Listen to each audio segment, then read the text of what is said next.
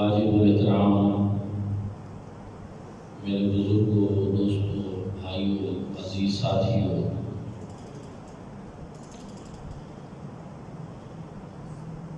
آج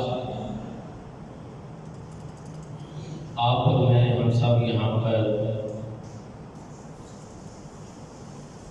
جمعۃ المبارک کے اس بابرکت موقع پر شہزادہ گلگون قبا راکب دوش مصطفیٰ نور دیدہ سیدہ فاطمہ زہرا امام عالی مقام، امام عظیمت، امام حریت، امام انقلاب حضرت سیدنا امام حسین رضی اللہ تعالیٰ عنہ آپ کے حضور اپنی عقیدت اور محبت کا نذرانہ پیش کرنے کے لیے جمع ہوئے ہیں۔ دعا ہے کہ اللہ کریم مجھے صحیح بیان کرنے کی اور ہم سب کو اس پر عمل کرنے کی توفیق عطا فرمائے۔ حضرات ذوالفقار، جناب امام علی مقام وہ ہستی پاک ہیں کہ دنیا کے لاکھوں کروڑوں افراد مل کر بھی آپ کی عظمت و شان بیان کرنا شروع کریں تو پھر بھی آپ کی عظمت و شان کا احاطہ نہیں کر سکتے۔ اللہ رب العزت نے بھی آپ کی شانیں بیان کی، حضور نبی پاک صلی اللہ علیہ وآلہ وسلم نے بھی اپنے اس لاڈلے نواسے کی شان خود بیان فرمائی، صحابہ کرام رضوان اللہ تعالیٰ علیہ مجمعین نے بھی امام علی مقام کی عظمت و شان کے تذکرے کیے، اور صدیوں سے امت ہمیشہ امام علی مقام کا ذکر کرتی ہے، آپ کی یاد مناتی ہے، آپ کی جرأت، عزیمت اور استقامت کو سلام محبت پیش کرتی ہے۔ مفسر قرآن، مفکر اسلام، نواز عصر، غوث زمان، راضی دوران، حضرت ضیاء الامت جسٹس پیر محمد کرم شاہ الازہری رحمۃ اللہ تعالی علیہ، آپ فرمایا کرتے تھے کہ لوگوں، یہ واقعہ کربلا محض ایک واقعہ نہیں، یہ محض داستان نہیں، یہ محض ایک قصہ نہیں، بلکہ حقیقت یہ ہے کہ ذکر حسین مردہ دلوں کے لیے آب حیات کا مقام رکھتا ہے۔ امام علی مقام کا ذکر، اہل بیت پاک کا ذکر، یہ ہمارے ایمان کا حصہ ہے۔ ہماری نماز بھی تب مکمل ہوتی ہے جب ہم اہل بیت پاک کے اوپر درود بھیجیں۔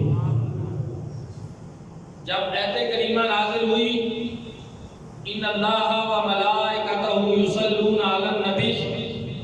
یا ایھا الذین آمنوا صلوا علیہ وسلموا تسلیما،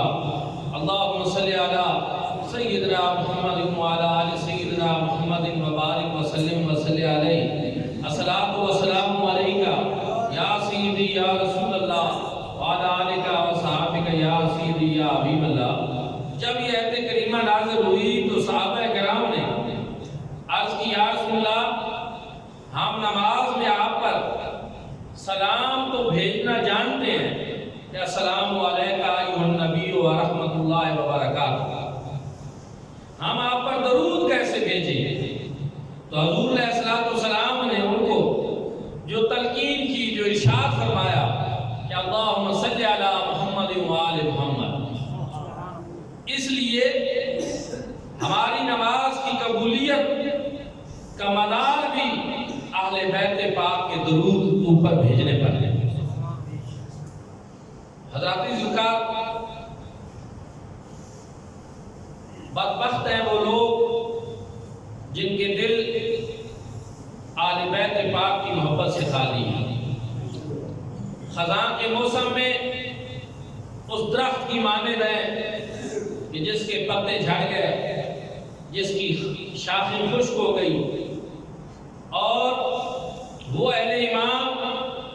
جن کے دلوں میں اہل بیت پاک کی محبت ہے،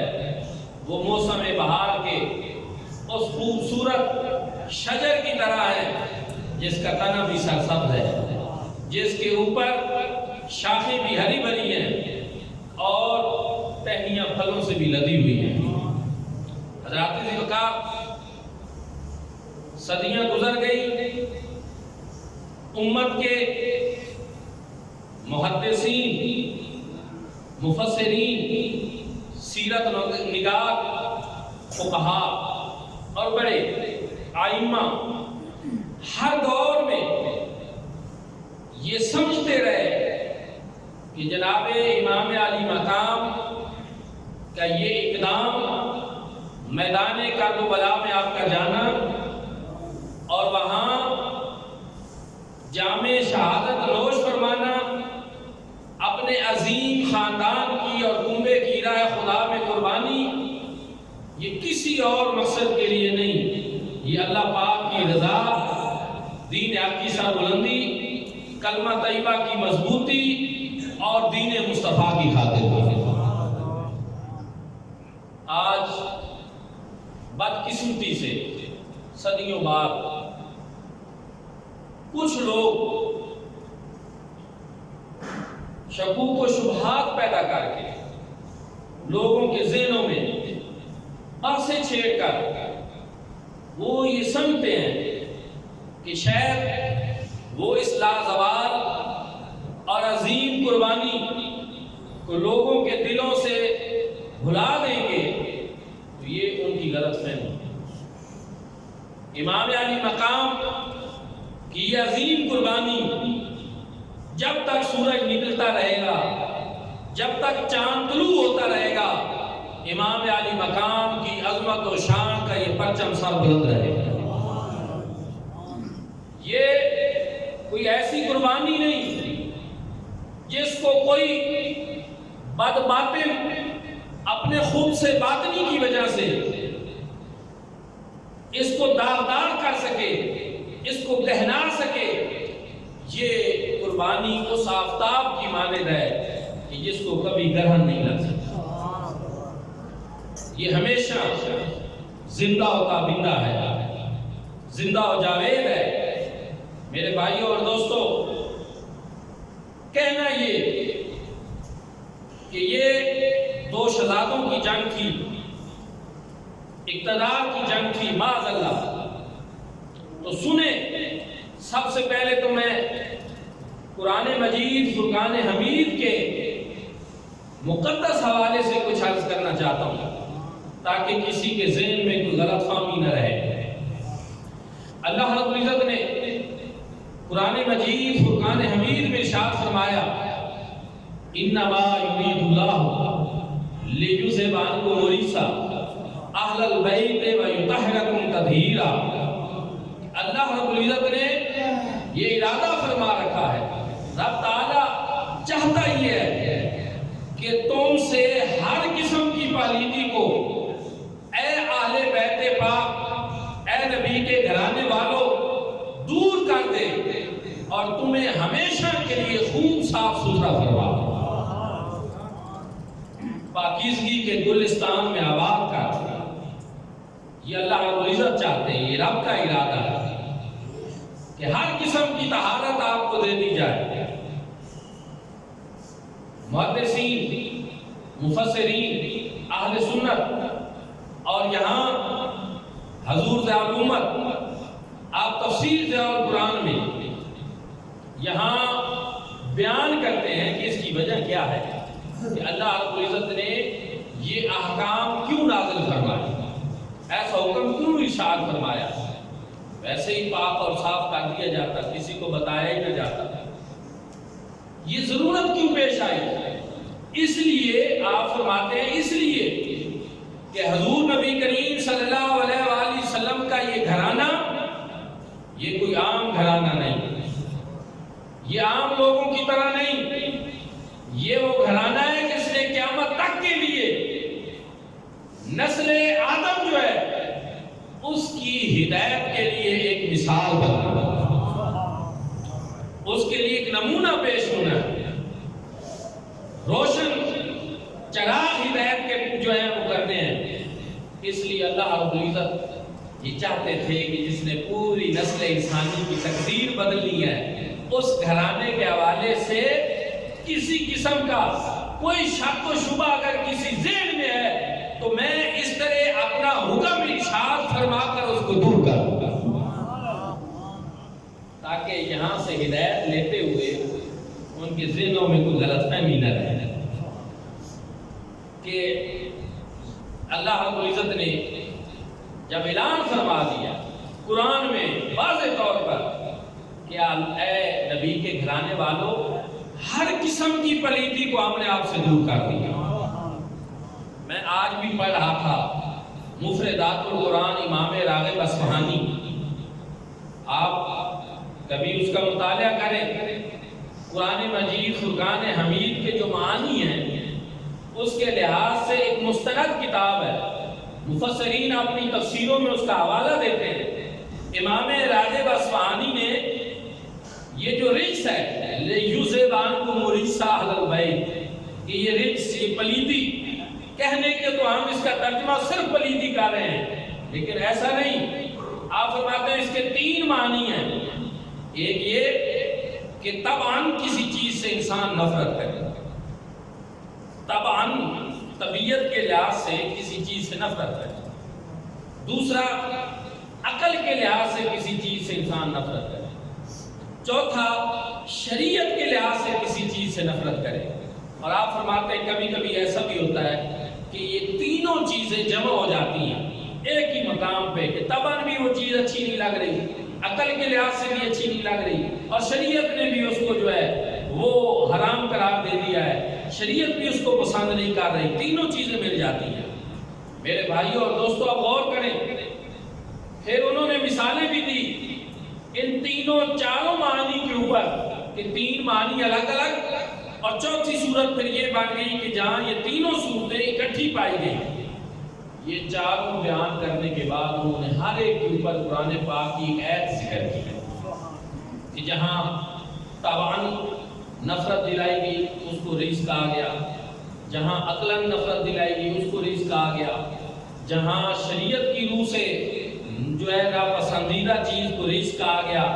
اور چوتھا یہ کہ جہاں یہ تینوں چیزیں موجود تھی، طبعی طور پر بھی، عقلی طور پر بھی، شرعی طور پر بھی، اور قرآن پاک نے اس کو رجس قرار دیا۔ انما المشرکون نجس، مشرک نجس ہیں، مشرک پلید ہیں۔ اسی طرح بہت ساری ایسی چیزیں ہیں۔ میرے بھائیوں اور دوستوں،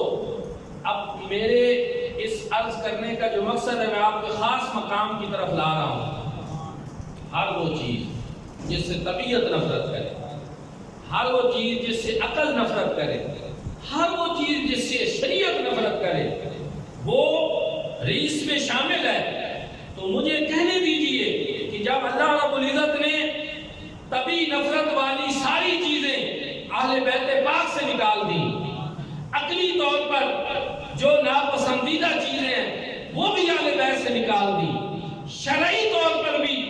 جو ناپسندیدہ چیزیں ہیں وہ بھی اہل بیت سے نکال دی، تو پھر مجھے بتاؤ امام حسین میں پھر حق کے سوا کچھ اور بچتا ہے؟ آپ نہیں بولے صحیح۔ میں نے پورا سال کبھی آپ کو نہیں بلایا، ذرا بولے محبت سے۔ یہ میں وہ والی شہادت نہیں پڑھا ادھر سے آواز آئی اور ادھر سے آئی، میں آپ کو قرآن سنا رہا ہوں، قرآن کے معنی بتا رہا ہوں۔ اور میرے بھائی اور دوستو، یہ کوئی آسان کام بھی نہیں ہے، استادوں کی خدمت میں بیٹھنا پڑتا ہے، ذالمت کی بارگاہ کے در کے ٹکڑے کھانے پڑتے ہیں، پھر یہ مقام آتا ہے کہ انسان اس طرح بیان کرتا ہے۔ میرے بھائی اور دوستو، امام علی مقام کی زندگی میں، شخصیت میں رب تعالیٰ نے اگر کوئی رجس تھا تو اس کو دور کر دیا، اور سوائے حق کے وہاں کوئی چیز اور باقی نہیں رہی۔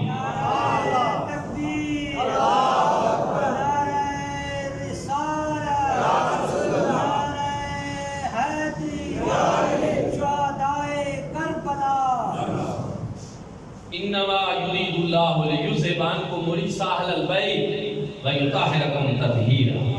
اللہ رب العزت نے ہر قسم کی پلیدگی کو، ناپاکی کو آپ سے دور کر دیا ہے۔ میرے بھائی اور دوستو، اہل بیت میں یہ آیات بینات میں ازواج مطہرات کے بارے میں اس کا آپ کو سبق ہے۔ پھر یہاں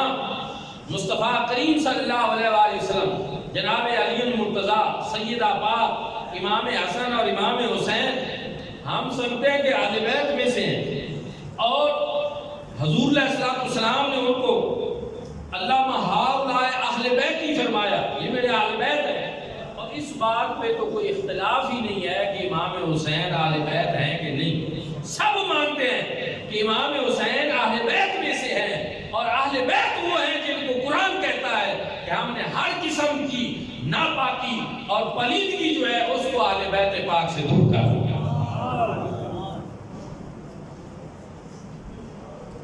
جو ناپاکی ہے یا پلیدی ہے اس کے کئی درجے ہیں، اس کا سب سے آخری درجہ جو ہے، سب سے کم تر درجہ جو ہے وہ حب دنیا ہے، دنیا کا لالچ دل میں ہونا، اقتدار کی لالچ ہونا۔ میرے بھائیو اور دوستو، قرآن جب یہ بیان کر رہا ہے کہ ہر قسم کی پلیدی اور ناپاکی ہم نے اہل بیت سے دور کر دی، تو اس کا کم سے کم درجہ دنیا کی محبت، اقتدار کی حوث ہے۔ رب تعالیٰ نے جب اہل بیت پاک کو پاکیزگی کے گلستان میں آباد کیا، تو رب تعالیٰ نے دنیا کی محبت بھی نکال دی، اور دنیا کے اقتدار کا لالچ بھی اہل بیت پاک کے دل سے نکال دیا۔ اب اس لیے جب اللہ کا حکم آ جائے، جب نص قرآنی آ جائے، اور جب قرآن کا فیصلہ آ جائے، تو پھر اس کے ہوتے ہوئے کسی مولوی صاحب کی دلیل یہاں کام نہیں دکھا سکتی، یہاں مولوی صاحب کی بات نہیں چلے گی، قرآن کا فیصلہ چلے گا۔ امام حسین کا شروع سے لے کر آخر تک ہر قدم جو ہے وہ اقتدار کے لیے نہیں، وہ دنیا کے لیے نہیں، حب و جاہ کے لیے نہیں، بلکہ فقط دین حق کی سربلندی کے لیے۔ میں نے کہا مولانا عجیب بات ہے، تم کہتے ہو یہ امام حسین کی بغاوت تھی، الیکشن آتے ہیں، مولانا آزاد الیکشن میں کھڑے ہوتے ہیں اور لوگوں کو کہتے ہیں کہ ہمارا الیکشن لڑنا یہ عبادت ہے، قوم کی خدمت کے لیے یہ ہمارا الیکشن لڑنا عبادت ہے۔ میں نے کہا عجیب بات ہے کہ تمہارا الیکشن لڑنا عبادت بن جائے اور امام حسین کا دین حق کی سربلندی کے لیے اپنا سر کٹانا یہ بغاوت بن جائے۔ اس سے بڑا کوئی اور ظلم اور زیادتی ہو سکتی ہے؟ اور میرے بھائی اور دوستو، پھر ایک اور قابل غور نقطہ، آپ مجھے بتائیں دین کو، شریعت کو یزید بہتر جانتا تھا یا جناب امام حسین بہتر جانتا تھا؟ جس نے آنکھ کھولی سب سے پہلے بارگاہ مصطفیٰ صلی اللہ علیہ وآلہ وسلم میں پیش کیا گیا، حضور نے اٹھایا، حضور نے نام رکھا، حضور علیہ السلام نے گھنٹی دی، حضور علیہ السلام نے کان میں اذان دی، حضور علیہ السلام نے پیار کیا، نماز پڑھ رہے ہیں، اگر آ کر اوپر سوار ہو جاتے ہیں سجدے کو طویل کر دیتے ہیں، اگر سامنے آتے ہیں خطبہ روک کر ممبر سے ان کو اٹھا لیتے ہیں، رونے کی آواز آتی ہے تو فرماتے ہیں کہ مجھے حسین کا یہ رونا جو ہے یہ سننا گوارا نہیں ہوتا۔ میرے بھائی اور دوستو، جو امام حسین سے نہ صرف خود محبت کرتے ہیں بلکہ یہ کہتے ہیں حسین منی وانا من حسین احب اللہ من احب حسین، اے لوگوں یہ حسین مجھ سے ہے، میں حسین سے ہوں، احب اللہ من احب حسین، جو میرے حسین سے محبت رکھے اے اللہ تو بھی اس سے محبت رکھ۔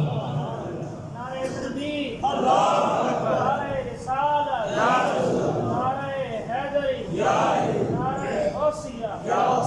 7 سال کا عرصہ حضور علیہ السلام کی بارگاہ اقدس میں گزارا۔ حضور علیہ السلام نے براہ راست امام حسین کی تربیت فرمائی، اور اس کی کئی مثالیں کتب سیرت میں درج ہیں۔ ایک مرتبہ حضور علیہ السلام کے پاس زکوٰۃ کے مال کی کھجوریں آئیں، جناب امام حسین ابھی بچے تھے، نوخیز، اور آپ نے ایک کھجور اٹھا کر اپنے منہ میں ڈالی۔ حضور علیہ السلام نے انگلی ڈال کر امام پاک کے منہ سے اس کھجور کو باہر نکال دیا اور ساتھ بتایا بھی کہ بیٹے اہل بیت پاک زکوٰۃ کا مال نہیں کھا سکتا۔ ایک ایک بات پہ ان کی تربیت جو ہے وہ کسی اور نے نہیں کی، وہ مصطفیٰ کریم نے کی، یا پھر علی شیر خدا نے کی ہے، یا پھر سیدہ فاطمہ الزہرا نے کی ہے۔ جو اس طرح کی ہستیوں کی تربیت کا شاہکار ہو، پھر میدان کربلا میں جائے، دین حق کی سربلندی کے لیے جائے، استقامت کا پیکر بن کے جائے، عزم کا پہاڑ بن کر جائے، اور کوئی چیز بھی، دشمن کا کوئی ہتھ کنڈا بھی اور کوفیوں کی غداری بھی جس کی پائے سواد میں لفظ پیدا نہ کر سکے، اس ہستی پاک کو امام حسین کہتے ہیں۔ اسی لیے ہم یہ کہتے ہیں کہ وہاں میدان کربلا میں ہمیں فقط امام حسین نظر نہیں آتے،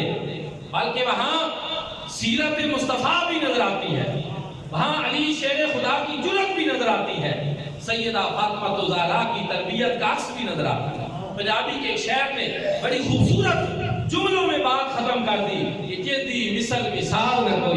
کوئی کوئی ذات شبیرے، حسبو نسبو عرفہ آلہ اسا منیا جگڑا پیرے، سیرت سالی پاک نبی دی ایتے متھیوں بدر منیرے، اعظم شکل حسین سیدی نیری حیدر دی تصویر۔